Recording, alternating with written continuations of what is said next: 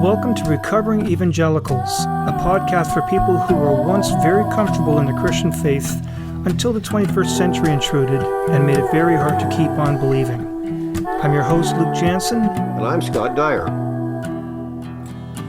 The Sunday school curriculum in evangelical churches may vary from denomination to denomination, and even in some ways between congregations within a denomination. But there is a few things that they all share in common. And one of those things would be the collection of Bible stories that they teach their kids, and which later inform the development of the theology of their young adults and their fully grown members. The top 10 list includes one or both of the creation narratives, and if you haven't noticed yet, yes, there are two creation narratives. They're quite different. The story of Noah's flood is also up there, and also within that list will be the stories of the nation of Israel marching out of Egypt with Moses in the lead, traveling through the desert until they come to the promised land. The whole series of stories is, of course, central to Jews. It's their origin story. It explains where they and their religion came from. But from another perspective, this series of stories is the most important for the entire theology of the evangelical Christian faith system. Sure, the creation narratives explain where and how humans come from. Noah's flood tells us about human depravity and the lengths to which God wants to eliminate that wickedness while still wanting to rescue humanity.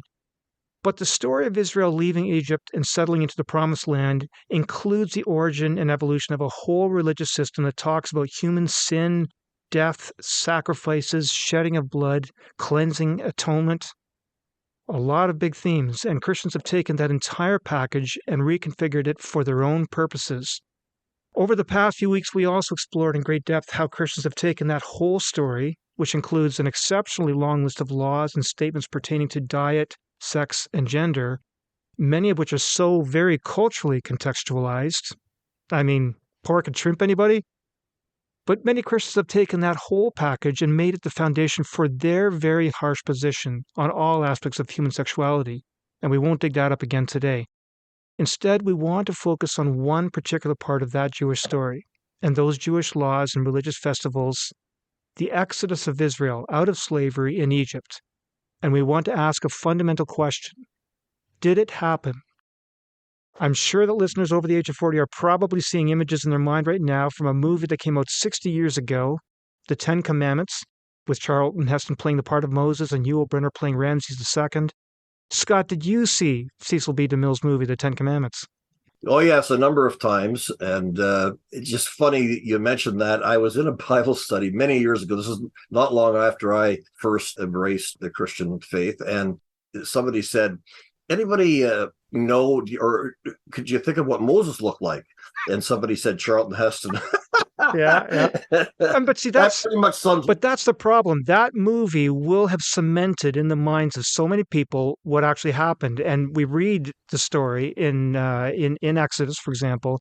But I think a lot of people automatically go straight to those pictures that we saw. And in their minds, this becomes the historicity of that event actually having happened. And yet scholars are questioning it. Yeah, well, certainly, modern scholarship has a very different take, and it ranges from very conservative scholarship that would see it that way, and then to those who would say that never happened at all. Right. And those are the kind of questions we'll have to ask our guests. Right, and we'll bring him on in a second. But Scott, a thought occurred to me when I was getting ready for this episode. Cultural appropriation today is a dirty word. It's very much a taboo. You can get into serious trouble with the public and sometimes even with the government, depending on which country you're in, over cultural appropriation. And it occurred to me while preparing for this episode, look what Christians have done with this origin story of Israelite culture. Yeah, you're right. I mean, the term cultural appropriation is a hot topic these days, and we could talk about that. But yeah, I don't know, in my view anyway, if what happens in Christian history is much appropriation. In other words, it's not that we don't recognize. I guess with appropriation, the reason that cultures get upset by that is because it negates the original, in a sense, right? So the white man comes to North America and he slaughters the native population and so on, and then appropriates some of their stuff, and that's a terrible thing. I don't think that's what's going on here. I think that the argument from a Christian theological perspective would be that the bringing of the Exodus into the Jesus story is the natural progression of the story, that we're not stealing it. It's actually a compliment in a way. It's recognizing the Jewish roots Right. of our faith. Okay, I'm Yeah. smiling. I'm tripping you up there, Scott, because you said, we haven't appropriated, and you explained what you thought appropriation would mean. And yet you look at any picture, a classic picture of a biblical story, it's all white people. And you just said yourself a moment ago, what did Moses look like? And the answer was Charlton Heston. Yeah. We've completely Yeah. eliminated No. that whole culture and Yeah. replaced it with No. ours. At a popular level, I Yeah, totally agree. That has gone on. I'm just speaking more of the theological level of saying that the Exodus prefigures Christ and right. so on. I don't think I that get it. is but you're absolutely right. As far as Western, I mean, look at Jesus himself. Blonde hair, blue eyed Right. Yeah, Aryan. yeah. My goodness. Yeah. Come on. Yeah, for sure. Okay, so we should bring on our guest at this point. Today we're going to talk to Dr. Richard Elliott Friedman. Richard earned his doctorate at Harvard, was a visiting fellow at Oxford and Cambridge, a senior fellow of the American Schools of Oriental Research in Jerusalem, and a visiting professor at the University of Haifa in Israel. He is the Anna J. Davis Professor Emeritus of Jewish Studies at the University of Georgia and the Katzen Professor of Jewish Civilization Emeritus of the University of California, San Diego. He's written numerous books on a variety of Jewish topics, some of which have become bestsellers and been translated into 14 different languages. And I've also found out during our pre-talk with Richard that he's 3/5 of a rabbi, so we'll have to hear a little bit more about that. So once again, we could hardly have done better than to get him, Dr. Friedman, on for this topic. Richard, welcome to our virtual studio / living room. Thank you.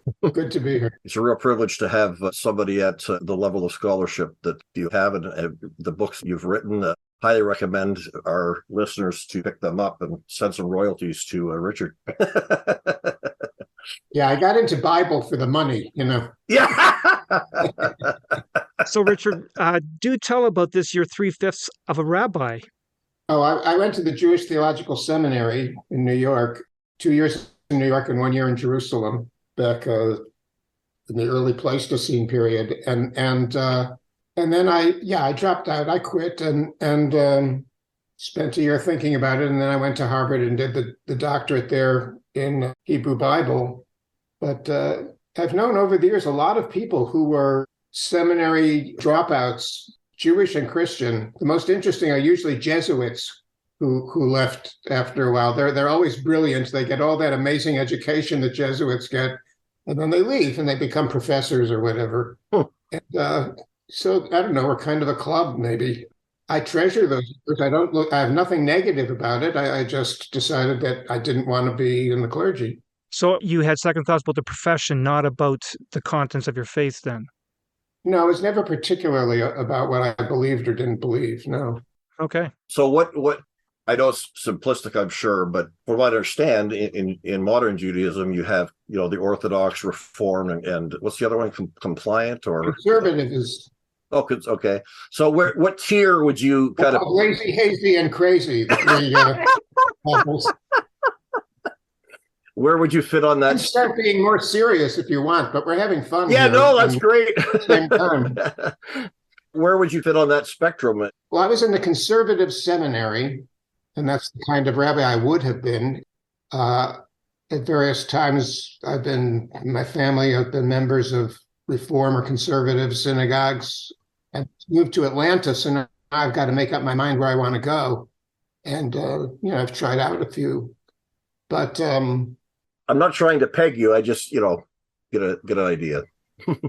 Okay, let's dive in then. As I said earlier, our main goal is to explore a particular part of the Jewish Israelite history, a part of that history which is, particularly meaningful to evangelical Christians, a period of roughly 1 century before Israel became a nation and set up a monarchy, as it happened and as it is portrayed as happening.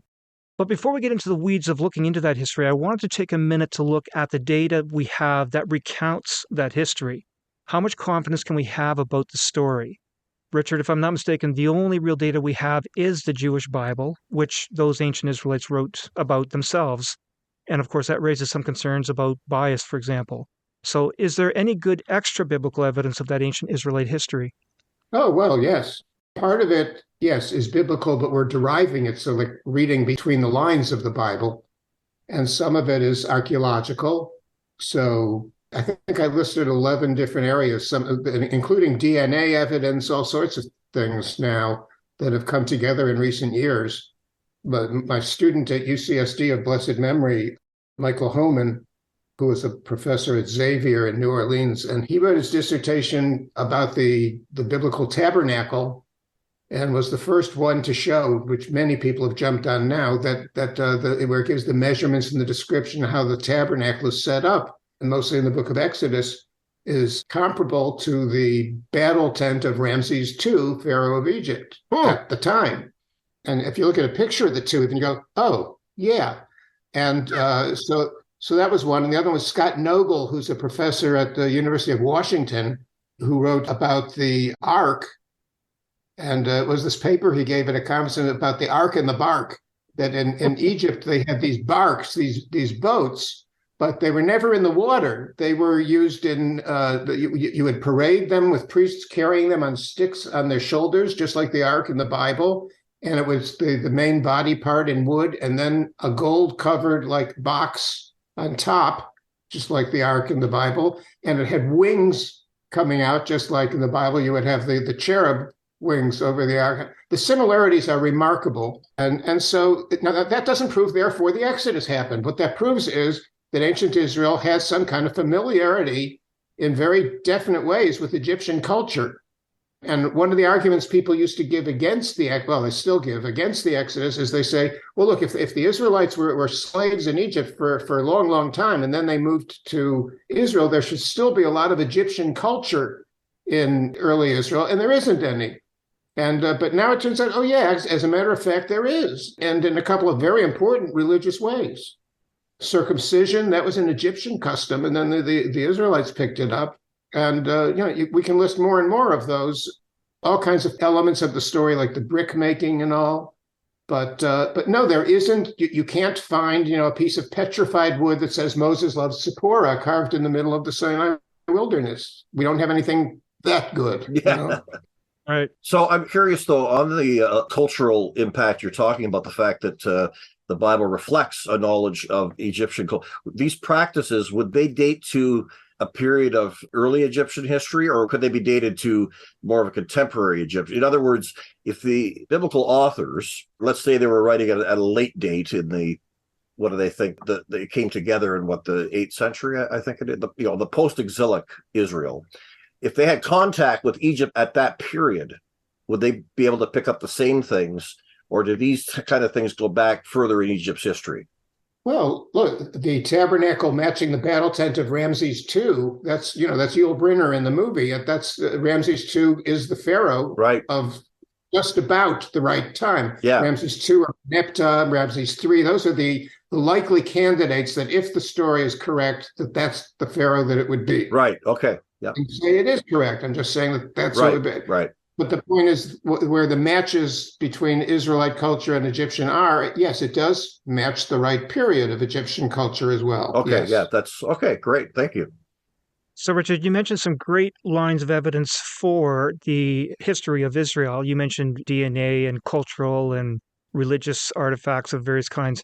But how about literary? Is there any literary evidence, not Jewish literary, but I mean, did the Babylonians write about them? Did the Assyrians write about them? Or the Egyptians, for that matter? Well, it would only be Egyptian sources. Babylonians and Assyrians are nowhere near the location of where this is going on. But and they hadn't risen as big empires yet. They were there, and they were important, but it's too soon. And the Egyptian sources don't say, hey, there are a bunch of funny-looking Israelite guys who ran out toward the Red Sea and we got wet. I mean, there's nothing as, there are no Egyptian sources like that. But there are Egyptian sources that refer to the aliens who are living in Egypt. There were always people from the Levant, if you can call them Canaanites, Israelites, Levantines, Hapiru, Apiru, Shasu, they're all different names we call them. But the fact is, there were people from the region that is today Israel and Jordan and Syria and Lebanon. There are people from that region living in Egypt, coming and going for 4 centuries. And everybody knows that. I mean, that's not like some extraordinary discovery. They were just there. They were coming and going, just not all at once. So that, no, you get an exodus of millions all at once. In the book, I joked, I said there wasn't an exodus. There were many exoditos, exodi, whatever the plural, should be. That people, they were coming and going all the time, just not. And one of them could have been large enough to be of interest and have something to do with the biblical Exodus. It's just not 2 million people. Okay. It would also be unlikely for Egyptians to write much about, if you did believe the Exodus and that there was some sort of successful rebellion, would it be unlikely for them to, ensconce that in their own history? Like, it would be somewhat embarrassing, I would think, to a powerful nation. Yeah, I mean, we've used that argument over the years. I've used it too, that you only write, when you read the ancient Near Eastern records, it looks like everybody won. Yeah. Nobody ever lost the war, because why talk about the losses? But there still should have been something. There should be more evidence than there is in records. So what the Egyptian records show is, yes, there were people from that other part of the world, the Levant, living in Egypt. There are times when they were enslaved. They were everything. The Apiru, they were everything from mercenaries and slaves to pharaohs. There, one dynasty was Apiru. It was people from the Levant who conquered Egypt for a while and ruled for a couple of generations and then got thrown out. Now we're getting a little bit ahead of ourselves, but on that point, the suggestion that Egyptians wouldn't tell a story that embarrassed them, as you put it, Scott. I think there are some stories in Egyptian history where they did lose a battle, or they did it's not a flattering picture that's painted. But more importantly, one argument that I've read about is, if 2.5 million people, let alone 2.5 million slaves, suddenly left Egypt, that would bankrupt the Egyptian economy. It would have a huge negative effect on the Egyptian economy. And you would think that other countries that do business with Egypt would write something about that, their contracts were now voided, or look at those Egyptians, what happened to them. There would be some mention in some other surrounding countries about what suddenly happened to Egypt. I mean, look, that all sounds logical and all, but I just never get into those kinds of arguments, because it just didn't happen. There weren't 2 million people who left. Okay. And if we start listing all the reasons why that doesn't make sense, Bishop Colenso in South Africa wrote, over 100 years ago, he calculated how much residue that many people would have left in 40 years, and he calculated that the Sinai should be fertile. Others did, if they were marching 8 across, then when the first ones got to Mount Sinai, then half of them were still in Egypt. And you say, okay, so they marched 16 across. I understand you can deal with the numbers, but it never really works out. And so I've never wanted to get caught up in the numbers arguments, because I think we can say the evidence is good. Yes, there wasn't an exodus of that large, but that's only arguing whether the exodus was big or not. It's not an argument of whether it happened or not. Right. So, once you give up on the numbers, you can do that. Now, those of us who do critical biblical scholarship, we look at the sources, and the earliest sources are the Song of the Sea, also known as the Song of Miriam, right, which is probably the oldest thing in the Bible, and the J source among the prose sources, which is the first prose ever written on Earth, except for maybe in India. Oh. And both of those don't give any numbers. They just say, they left. Yeah. It's only the priestly source, which is hundreds of years later, that says 603,550. Well, they're precise hundreds of years later, but the guys at the time said, well, that we just left. So I don't get caught up in the numbers, and I just don't think the Bible itself gets caught up in the numbers. It's for whatever reason that modern people read the text and they take the numbers literally. Yeah, they have a problem proving about the Exodus. Yeah. But I don't have a problem proving that the Exodus is historical. It's historical. It just wasn't big. Right. And was it not common for ancient history writers as well? When we live in a scientific age, and for numbers represent accuracy, like when we think of numbers, we expect accuracy. However, I understand that there's pretty good evidence that ancient historians often used numbers as a literary device. They would talk in terms of these huge numbers to emphasize something, as opposed to necessarily being literal numbers like we would understand. So, is it possible that some of those authors later are just trying to say this was huge, this was a huge event, there were millions of people, that kind of a thing. Yeah, that's one possible explanation. Another is that they're using later documents Some people think that, I mean, there are two major what's the plural of census? Censuses in the Bible, and one is the one that Moses does in the wilderness, and the other is that King David does later in the land. So some people think that the numbers you're looking at are the numbers in the country of the people of Israel. It's in King David's census. And later, when someone is putting the Torah together and they want numbers, they go, oh, look, here's numbers of Israel. It's tribe by tribe. So they stuck that document in it. But that would only mean then the mistake was putting this wrong document on the wrong event. It still doesn't mean the event didn't happen. Right. The difficulty, and by the way, I'm 100% with both of you on this, but the fact is, I know lots of people, a lot of Christians who still read the story literally. And so I'm asking these questions, trying to find out how I can answer them when they push back. They see those stories as literal because that's what's written there, that talks about a census of 600,000 men, and that's where they do the math and find out there's 2.5 million people. And then all these sequence of events that happen afterwards that involve, these thousands of people, hundreds of thousands of people marching through the desert for 40 years. What do we do with the fact that that is the way it's written? Do we just, as you were saying a few moments ago, just say, well, yeah, they took the wrong census. The scribes later on just combined the wrong bits and pieces of a story? I think we got a lot more than that. I mean, my first book was called Who Wrote the Bible?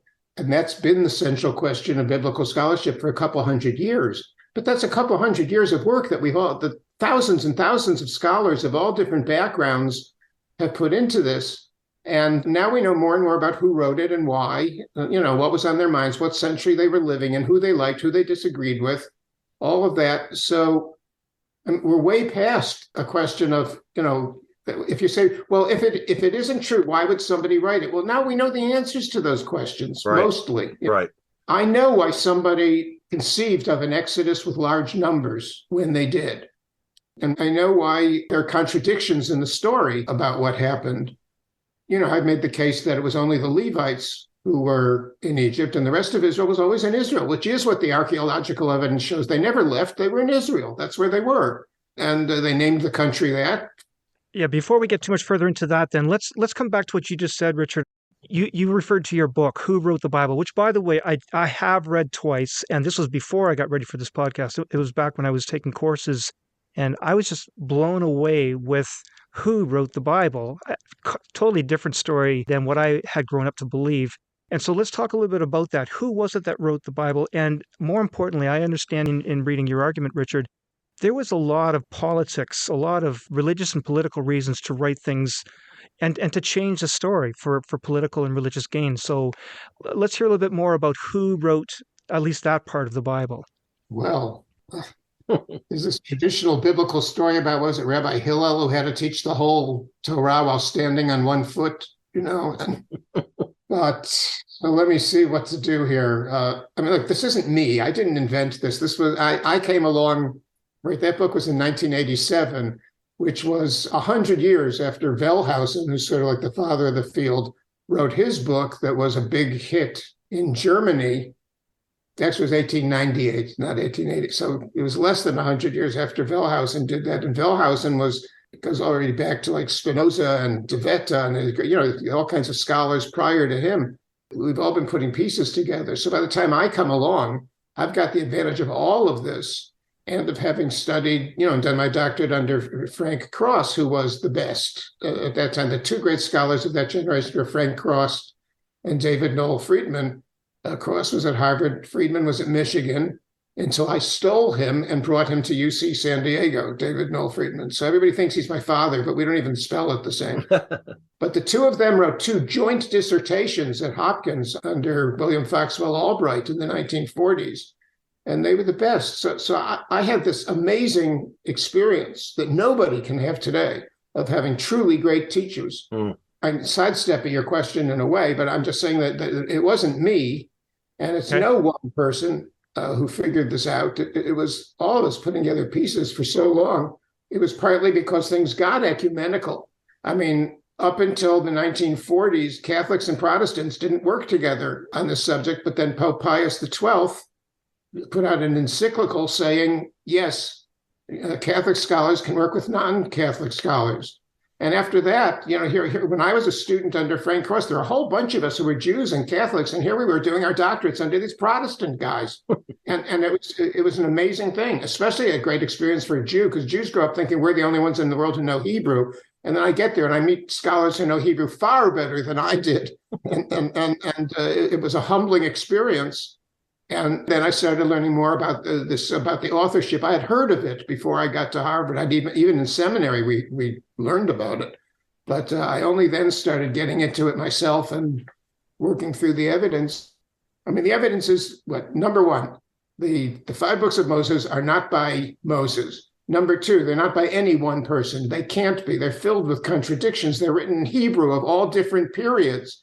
The latest scholarship is the linguistic scholarship, which has really gotten to be, it's more like a science. It's a very serious work where you can look at a text and you can see that 10th or 11th century, well, forget 11th, 10th or 9th century BC Hebrew doesn't look like 6th or 5th century BC Hebrew. They're farther apart than Shakespeare is from a Valley Girl, And I mean, languages change, they grow over time. And now we can see all of that within the 5 books of Moses. No one person did that. No one culture did that. That was a civilization that was developing over all those centuries.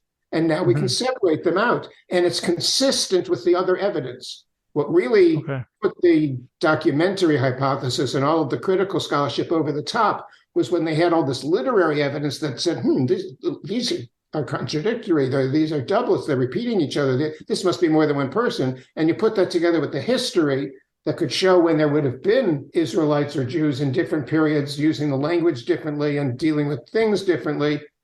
And it all came together. I mean, in any science, the most effective, most persuasive kind of evidence of something is when you have 4 or 5 different kinds of evidence that all point in the same direction. That's how we established Big Bang. That's how we established the geology of the age of the earth. And this is how we established the authorship of the Pentateuch, if not the rest of the Old Testament. Right. Yeah. And part of that story of the couplets, often there's stories that are told 2 different ways with different details, different place names, that sort of thing. Part of that story I understand from reading your book, Richard, was that, amongst other things, there was 2 groups of priests, one that was more pro-Moses and one that was more pro-Aaron, and they would tell the story differently to make the one or the other look better or worse. Yeah, this was scholarship that started getting established in the 19th century, and I was just the heir of it. I came along at the right time. We refer to them as Mushites and Aaronites or Aaronids, but which doesn't necessarily mean they were literally descended from Moses or Aaron, but they themselves traced themselves to Aaron or the first high priest or to Moses. And so, for example, in a Mushite text, the greatest sin Israel ever committed was the golden calf. Well, who made the golden calf? Aaron. That's now, right. why would you say that? You would think that's something that people would want to hide. But there it is. Aaron commits the worst sin in the world. Meanwhile, and that is a text that we trace to these Mushite priests. Meanwhile, in the Aaronite text, Numbers chapter 20 is where Moses strikes this rock when he was supposed to talk to the rock for water to come out.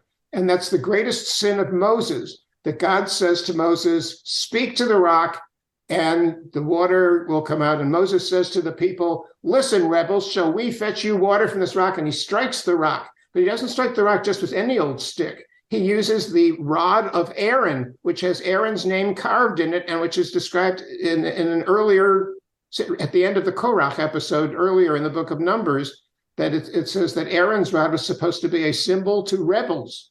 And so when Moses goes, listen, rebels, shall we bring you water from this rock? And he hits the rock with Aaron's rod. That makes Aaron culpable in that culture because, in that kind of law, as opposed to ritual law, as opposed to ethical law. Ethical law depends on what's in your mind at the time when you do something. That's why we distinguish between murder and manslaughter, even though the victim is just as dead. But what you were thinking at the time matters. Whereas in ritual law, what you were thinking has nothing to do with anything. If something is impure and you touch it, you're impure. If you're not supposed to touch the ark or go inside the tabernacle, you go in, you're dead. That's how that worked. So Aaron's rod was used. And so what happens is Moses commits the greatest sin of his life. He says, shall we bring you? When all his life, whenever the people would complain to him, he'd say, your complaints aren't against me. They're against God. I didn't do any. This isn't me. It's God. But the one time that he takes the credit and says, shall we bring you water from this rock? The punishment is the worst thing on earth that you could do to Moses. It's that he won't live to go into the land. He gets to see it and never set foot in it. And the same punishment goes for Aaron, who dies the month before Moses. And you go, but Moses, what did Aaron do? He was just standing there. Why should he suffer? But some people say, well, that's what he did that was wrong. He said he was just standing there. Maybe he should have grabbed Moses' arm. He should have done something. But no, that's not what it is. It's that Aaron suffers for the sin of Moses. And that's in a text by a descendant of Aaron. So the Aaron guys are making Moses the bad guy. The Moses guys are making Aaron the bad guy. And not bad guy like they're evil or something like that, but they're saying they each fouled up at some point in their life and paid a penalty for it. Right. And so in addition to those, the division between priest groups, those two groups of priests, I understand there was also a lot of division, a lot of rivalry between the priests and the scribes. This is especially in the Babylonian captivity, where they're rewriting their history and stories were being changed by the scribes or the priests. Again, there's that political or that religious tension between those groups that are changing the story. Maybe you can say a few things about that. It's not my scholarship. That's other people who say that. I don't picture scribes rewriting texts during the Babylonian exile. I know a lot of people say it, but I don't think so. I think, especially now that we can date the language of the texts, all the main sources of the Torah in the hypothesis, those are the ones called by the letters J, E, P, and D. All of those are written before the Babylonian exile. Only one section where some stuff was added to the Deuteronomistic stuff, that was a technical term, and also some of the priestly. There's a basic priestly text and then some secondary priestly stuff. But that's so. Yes, there were some people who added some things. I hope they didn't subtract some things, but maybe they did during the Babylonian exile. But basically, the whole story was written before the Babylonian exile. And now the evidence of that, it's linguistic evidence. It's just, this stuff is like math. It's not deniable.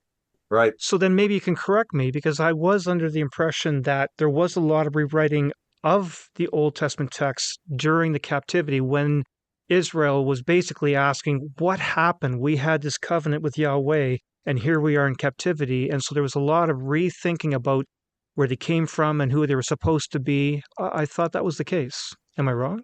So you're wrong, but you're not alone. Okay. Well, and understand the majority of my colleagues don't agree with what I'm saying here. The majority of biblical scholars think that everything traces back to the Babylonian exile. And that's been for a long time. I think the original roots of those arguments were anti-Semitic. I don't think anybody who says it now is an anti-Semite, but originally the idea was here was Israel living in their land for hundreds of years, and they didn't produce nothing much of significance literary-wise. And then they get thrown out of their land, and suddenly we've got Genesis and Exodus, we've got stories and poetry and I'm suspicious of that. That's only when they're thrown out of their land that the Jews do anything, worthwhile. Now, maybe that's my paranoia, Well, I think rightly so.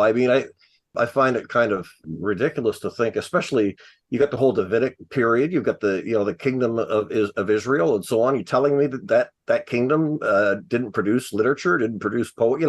I think that's absurd. What my understanding has typically been more not rewriting, but that maybe during the exile things were pulled together, and maybe redacting. There may have been an effort to take these various documents and weave them now into a more, a narrative, a comprehensive kind of, but that's very, very different from rewriting. That's taking, actual literature that's been produced and then putting it together in a different way. Yes. Whoever that was who put it together, which I do think happened in Babylon, that person was a genius. Yes. And he's a great editor is as much a contributor as a great author. I learned that on my first book where I had a great editor, and the book was better. And all of my books, this last book, The Exodus, because I have a great editor, and it wouldn't have been as good without him. Yes. Have you heard of the book Surpassing Wonder by, I think his name is Atkinson. He's from McGill, believe, or Queens. But anyway, that's a fascinating book. And he says exactly what you just said, that he believes that there was one or maybe at least very few people who finally put this into its edited version, and that they were absolute geniuses in the way that they wove it into this story. So that's not to deny all these disparate sources. It's just to say that there was a need for a felt need, at least, and it makes sense it would be during an exile when your religious practices have been completely disrupted, that now you would need something. It's almost, I've heard it put, correct me if I'm wrong, that it's almost a reconstruction of the temple in a way. They don't have a temple, so now they put together a book that can serve kind of as a temple, in a sense. That's a nice analogy. Yeah. I've heard the Talmud's referred to the same way. I'm just curious. You have a long line of books behind you. That's not the Babylonian Talmud by any chance, is it? On your wall behind you.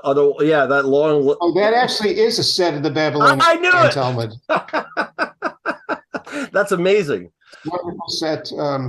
And for our listeners, they're pointing out a section of a bookshelf with a lot of very impressive manuscripts there. Yeah, probably. What is that? I always tell people I'm strictly a BC guy. AD means nothing to me. It's a blur. It's like Jesus, Columbus, Kennedy, Obama. It's like, whoosh, that's an AD. It's like the Midwest. Yes. To people like me, it's like just a lot of states that begin with I, Yeah. But so I'm not a rabbinic scholar. Right. I get back in those seminary days, but that was the early 1970s.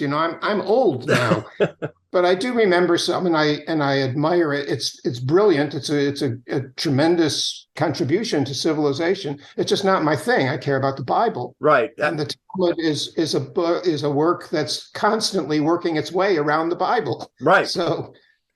In that same book I just referred to, that Surpassing Wonder, he talks about Talmud quite a bit in there, and his argument is, I know, Luke, you can delete this if you think it's way off, but that the Talmud, after the destruction of Jerusalem and so on, that Rabbinic Judaism constructs the Talmud, and actually Talmuds, because there's more than one, as kind of a replacement for the temple. It's a new focus, because they don't have the temple anymore. The Talmud and the word kind of takes over that role. This is an argument that he makes anyway. I'm an Old Testament scholar, and as far as I can see, everybody's trying to work their way around the Old Testament. Yeah. So for Jews, they got the whole rabbinic literature of the Talmud, and they adopted the doctrine of the two Torahs, that there was also an oral Torah kept through all the rabbinic literature. So they got around them. And whenever the oral literature disagrees with what's written in the Torah, the oral Torah is supposed to come first.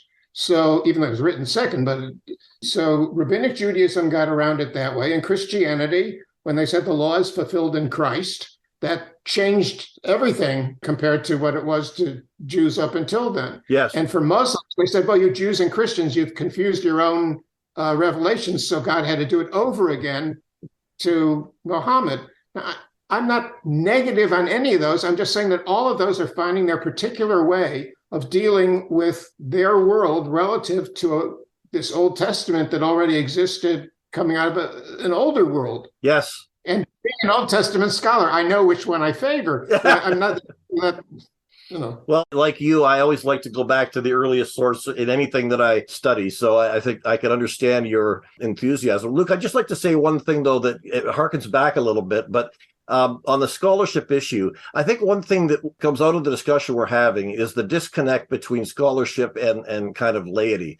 Evangelical or conservative Christians reacted very harshly to the initial material coming out of Germany, the Wellhausen School and so on, because they saw it as an attack on the veracity of the Bible.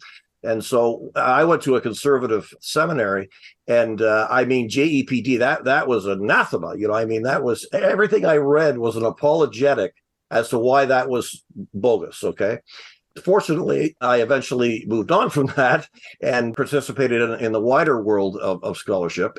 But here's what's interesting. Many, I would almost say most, evangelical biblical scholars now adopt the same methodologies. They pretty much are, they adopt the Wellhausen methodology. They look at the Bible with the same critical kind of analyses that you'll find in any other scholar. So there has been quite a sea change over the years, but that hasn't filtered down to the laity, to the churches, right? So you'll still get the preachers promoting an understanding of the Bible that is very much pre-19th century. But that's not so true on the scholarship end of things. And there's a real disconnect there that I think might be worthy of a whole episode on its own. But anyway, I just thought I'd mention that. And I think there is a parallel, by the way, in Judaism too. The rabbis, at least the Reforming, Conservative, and Reconstructionist rabbis, they learn all of this in seminary. But right, the members of their congregation sitting in the pews, they don't know it. They're still the equivalent of those Christians you were describing. Yeah. So very interesting. Okay, so we've got two threads here. Let's bring those two threads together. We were talking quite a bit about the scholarship of the Old Testament books, the who's and how's and when's. We were also talking about their depiction of this story of Israel coming out of Egypt.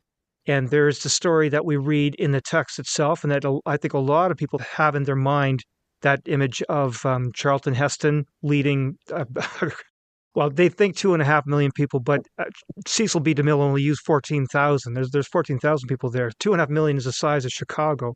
But back to my point, the second thread would be there's that story, the one that we just lift off the pages of the books. But there's then another story, Richard, that you've hinted at, that actually there's groups of Israelites and other nationalities going back and forth between Egypt and Canaan. And you haven't mentioned this, but then there was one particular group that finally left, the Levites, and they joined up in Israel. So maybe if you could, there's two basic questions I want to put on the table then. Why was the story told the way we read it if it didn't happen that way? Why did those people write it that way? But then secondly, can you elaborate on what that story, what the archaeology tells us about what really did happen, how Israel, the nation, came to be in Canaan? okay, first the Levite case. The people in the Bible who have Egyptian names, that should be good evidence, because we, in America of all places, where you ask a group of people, you ask them their first and last name, and on about 60, 70%, you can tell what their family history is. You hear Friedman, and you go, that's a Jew from the Austro-Hungarian Empire. You hear Shaughnessy, you go, that's not a Jew from the Austro-Hungarian Empire. You know, our names reveal a lot. Not in everybody's case, but a lot. And in the Bible, the people in Israel who have Egyptian names are Moses, Phineas, Hur, Merari, Mushi. Everybody in the Bible who has an Egyptian name is a Levite. And nobody in the Bible who has an Egyptian name is not a Levite. Now, names reveal a lot. That's interesting. Now, that alone wouldn't be proof of something, but it'd be reason to, oh, well, maybe we should look around. Now, when you look around, then you turn to the evidence of the text itself. I mentioned Frank Cross and Noel Friedman wrote joint dissertations under Albright back in the 1940s, where they dated and argued that the Song of Miriam and the Song of Deborah are the two oldest things in the Bible. You can tell they're in older Hebrew. If you know Hebrew and you start reading, you see words there that just aren't written like that in the whole rest of the Bible. It's the first Hebrew. And you look at those texts, and the interesting thing about the Song of the Sea, which is about, the Exodus, it never mentions the word Israel. It never says who, it just says a people marched out of Egypt. It never identifies who they are. Meanwhile, in the other oldest thing in the Bible, the Song of Deborah, which is like from the period of the Judges, and Deborah is the leader of the Israelites later, she summons the 10 tribes of Israel. There were 10 then, and then it was the beginning of Israelite hegemony in the land. They defeated the Canaanites, and it was the beginning of Israel. And she summons the 10 tribes by name. And guess who isn't there? Levi. The other tribes are there. So now you go, so our two oldest witnesses to the events, the one that comes from Israel never mentions Levi. The one that comes from Egypt never mentions Israel. That's curious, together with the fact that the Levites have the Egyptian names. So when you put that together, various other evidence, like I mentioned, there's DNA evidence on this. There's the evidence of the stories and what happened. All those customs I mentioned, like the tabernacle, the ark, circumcision, all those things that are typical parallels of things happening in Egypt, only occur in Levite sources of the Torah, the ones that are called E, P, and D. They're never in J, which is like the original source and isn't the one that doesn't seem to be by a Levite. It was written by somebody else. So, I mean, you put all those together and you get, well, then it's Levites. Now, let's just take this for the moment as a hypothesis that we haven't proven. just that there's a possibility that the ones who were in Egypt were the Levites. Okay, then they leave under circumstances that we don't know, but they believed were extraordinary. Okay, and something happened at the Red Sea. I don't think there's any way around that. The Song of the Sea is the earliest thing in the Bible, and it's there already. So whatever happened, it may not have been like in the movie, but it was some extraordinary thing happened to the Egyptians at the Red Sea. And then these people leave, and they live apparently in Midian for a while, which makes perfect sense because in one of the Levite sources, which is Genesis 23, 26, where it says that Moses later has another wife. He had Sarah and he had the concubine Hagar, but then he has this other one, Keturah, who's one of the if you list the most underappreciated people in the Bible. So first of all, they'll all be female, Yeah. and second, but Keturah, who is Keturah? She bears 6 sons for Abraham, and one of them is Midian. So that's a great thing. You can test even ministers and rabbis about this, and you say, who was Midian's father in the Bible? And they won't know the answer, and it's Abraham. And so the Midianites are understood to be fellow kinsmen of the Israelites. And that's where Moses comes out of, and that's where they go after Egypt. So now some people think that's where they pick up the God Yahweh, because the first 2 mentions of Yahweh in archaeologically outside of the Bible in any source, both of them take place. They're from Egypt, but they refer to Midian. The region of Midian is where the Shasu, these people are who worship a God named Yahweh. They're called the people of Yahweh. So now they arrive in the land of Israel. In Israel, the chief god of the Israelites, like the chief god of the Canaanites and Ugarit and the Phoenicians and everybody, is the god El. And that's why the name of the country is Yisrael, not Yisrayahu. And these, I'm doing hundreds of years of history in a minute here, so forgive me if but all of these people come who worship Yahweh, and they meet the majority there who worship El. And but they unite, maybe because they have common ethnic or linguistic backgrounds together. They recognize each other as kinsmen. But now the problem is these people who've just arrived, these Levites say, okay, where's our territory? And the tribe of Simeon says, well, we've got our territory over there near Beersheba, and the tribe and Judah says, yeah, well, we're around a little north of there, and the whole southern half of the country, and the people of Ephraim and Manasseh, all this, none of them are going to give up their land to these new. It's one thing to be welcoming to aliens; it's another thing to just give up your land and give it to them. So, but on the other hand, I pointed out in that book there are 5 cases in the Bible where the Levites are treated as violent. In the earliest texts, you don't say no to Levites. You end up with a horse in your bed if you do that. And so they had to come to an understanding. And so the understanding was the Levites get 10% of everybody else's property, which is, that's explicit in the Bible, that 10% of your animals, your plants, everything, you got the land, but what you grow on the land, you give 10% of it to the Levites. And that was the beginning of tithing, and the Levites would then become the priests who get tithed. So now think about this over the next 2, 3, or 4 generations after that. I mean, you mentioned 100 years or so that this is formulating, that all the little kids in Israel are growing up with this doctrine, with these Levite priests saying to them, we were slaves in Egypt, and God brought us out, and now we're here. And nobody's saying the kids, just we, some of us, they're just teaching. We were slaves in Egypt and now we're free. And everybody grows up with that. Would that take 1 generation, 4 generations? But whatever, at some point, everybody is accepting it. And it's at that point that somebody had to say, oh, gee, then there must have been an awful lot of us if we all came out of Egypt. And that's when people start putting in the numbers. And I think that's where we went wrong. The numbers was a secondary thing to add, but the Exodus itself was real. It just wasn't everybody. But when you live that long, a lot of people say, well, the conquest under Joshua, the physical evidence is that it didn't happen archaeologically, and people take that as proof that there was no conquest and there was no Exodus. It's just the opposite. The fact of that is that once they concluded that we all came here out of Egypt, then there had to be a conquest. We must have all come at once and we conquered the place. But that wasn't what they'd always been there. Israelites had always been there. It was their land. They were indigenous. So what I like about all of this is it solves two of the biggest problems, which is the thing about all the numbers and the thing about whether there's really evidence of the Joshua conquest. Yeah.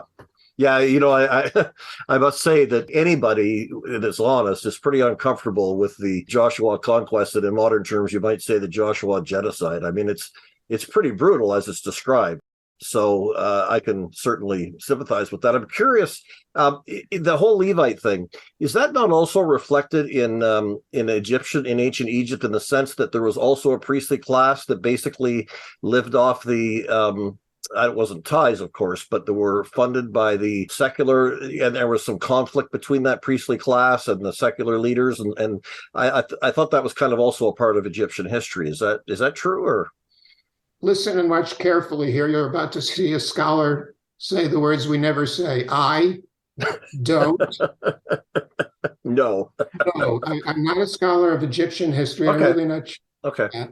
No, I that's fine, and it'd be interesting to search that. I'm I'm actually getting that. I read recently Joseph and His Brothers by Thomas Mann, a massive rewriting, of the Joseph history, and he's done a lot of work, obviously, in Egyptian history, and he really paints this picture, of the priestly class and the clash they had, and so on and so forth. So I don't know how historical that is, but when you were talking about the Levites, I thought, I wonder if there's, if they came by that honestly, that concept, that idea of a separate class that would be funded by everybody, On that, I would say read Donald Redford. I would yield always to Donald Redford, who's the best Egyptologist who I've personally known. Okay. And who, great. He's older now, but I think he's still alive, and he doesn't think Exodus happened, so I don't agree with him on that. But on Egyptian history, I wouldn't open my mouth against him.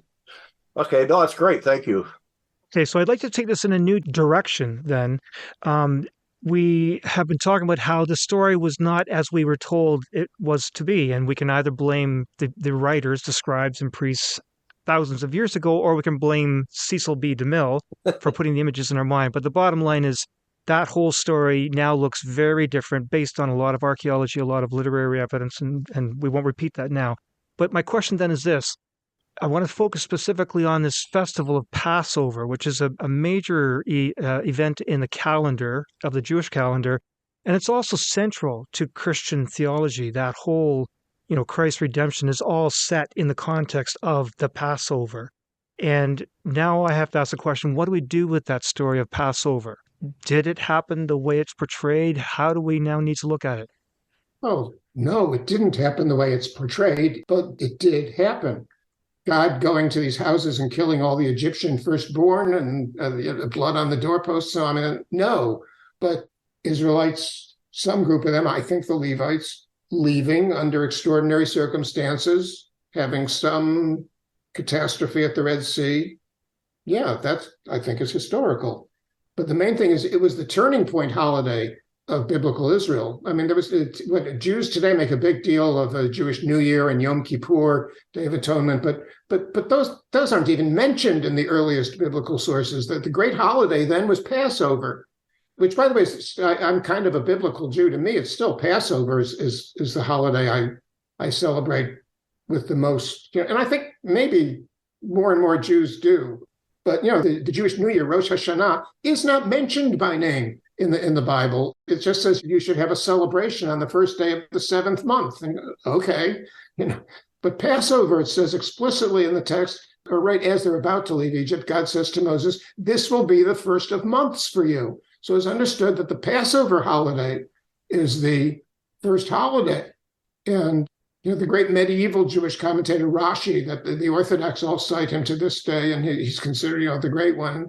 And Rashi's first comment on the Torah is the Torah didn't need to begin with creation. It could have begun with, and then he cites that verse in Exodus. It said it could have begun with Exodus 12, because he says that's the first commandment that God gave to Israel.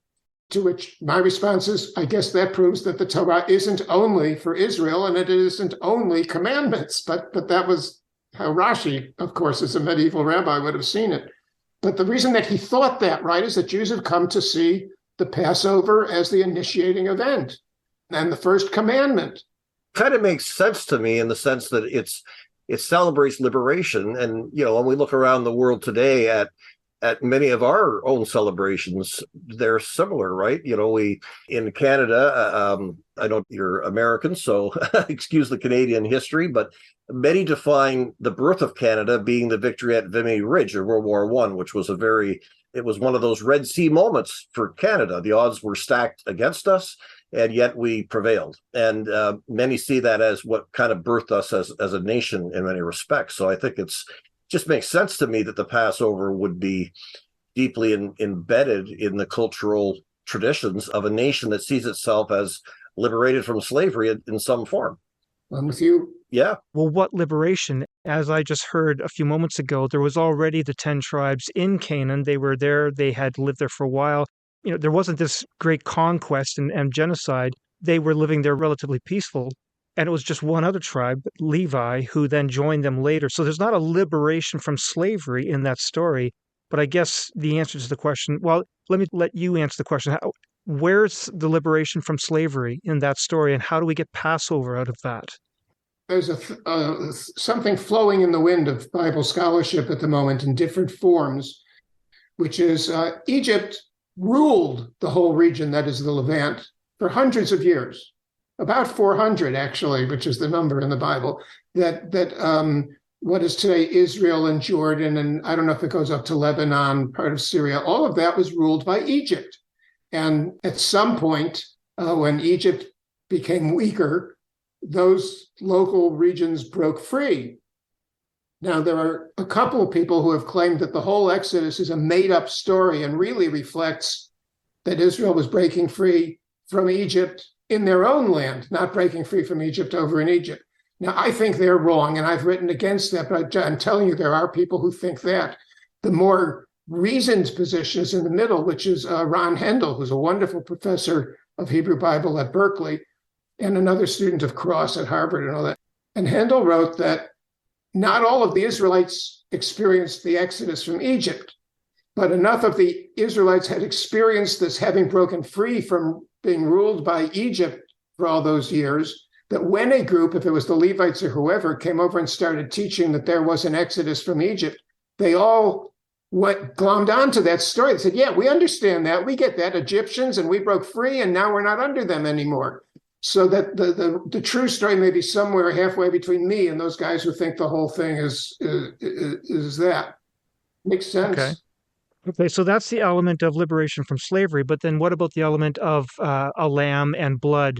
Part of the Passover story is the lamb's blood sprinkled on the doors, that part of the story. But then also later on, the Day of Atonement, or there's a sacrifice that involves a lamb and a goat and spilling of blood.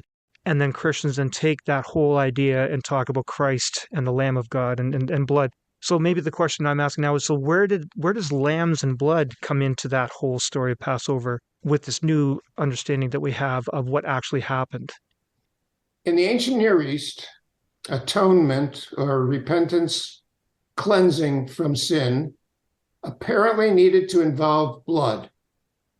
Let me go. This will sound like I'm going off, but I'm not.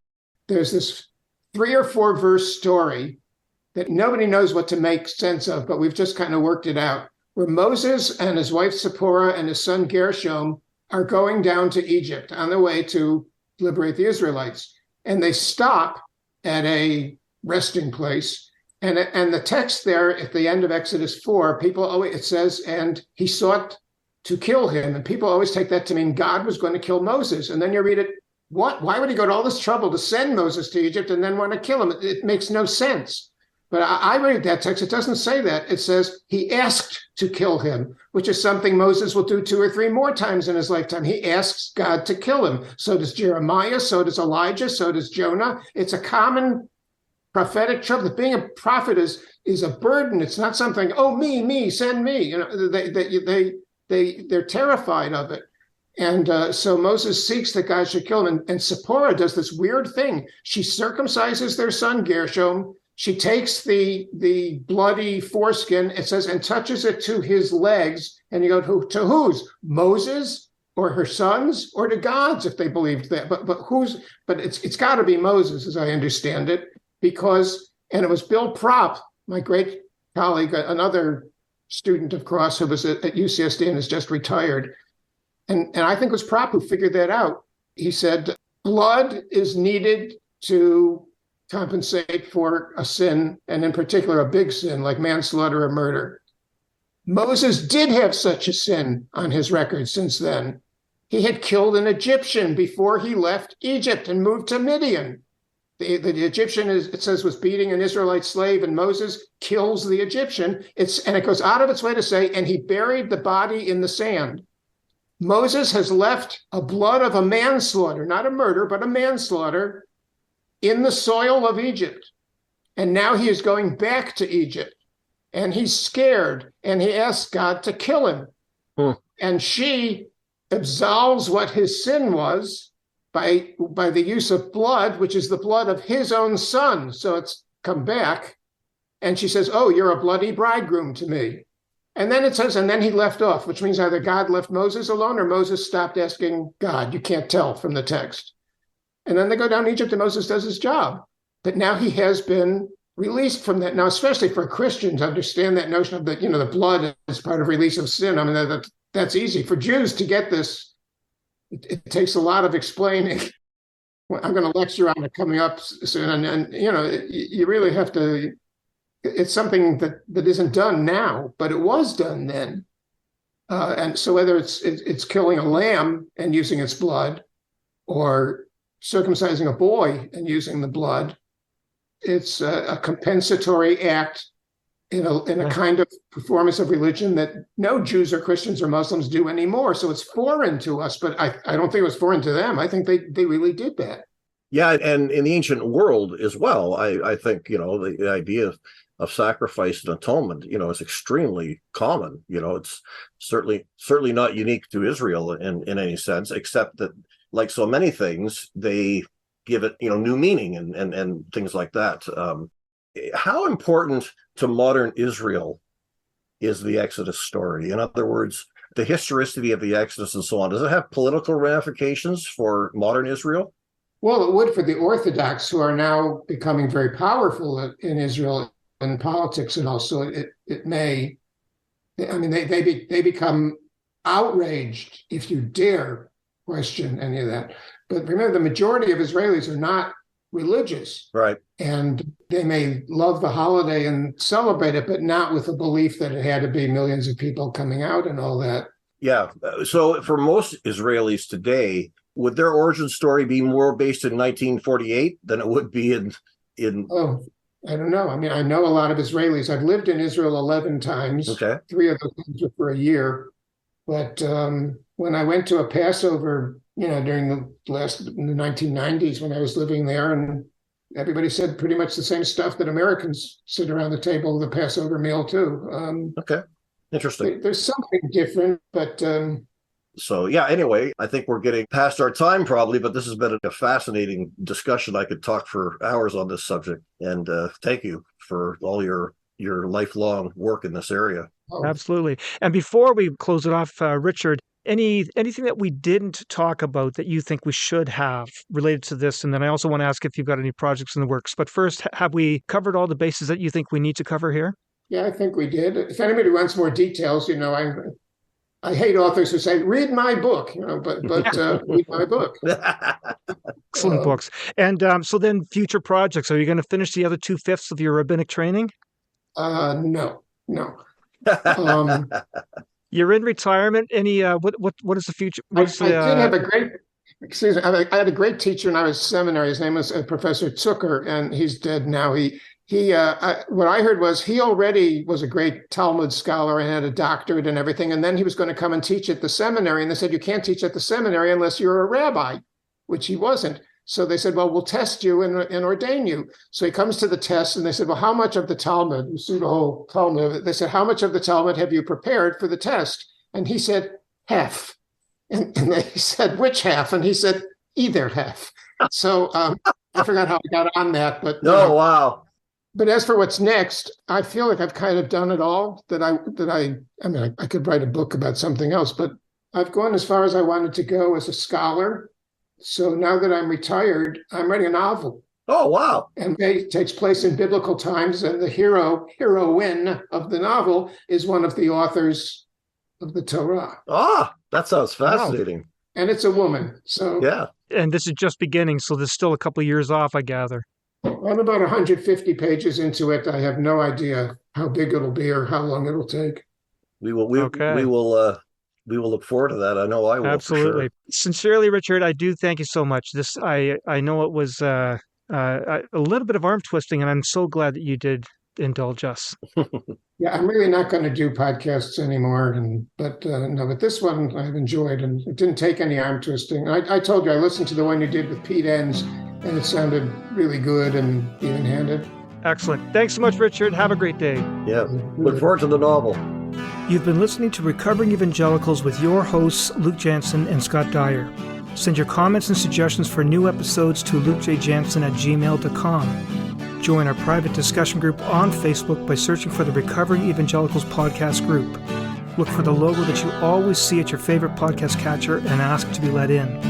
Subscribe to lukejjansen.wordpress.com if you want to get advanced releases and group posts, or browse through our archive for a full listing of all our previous episodes.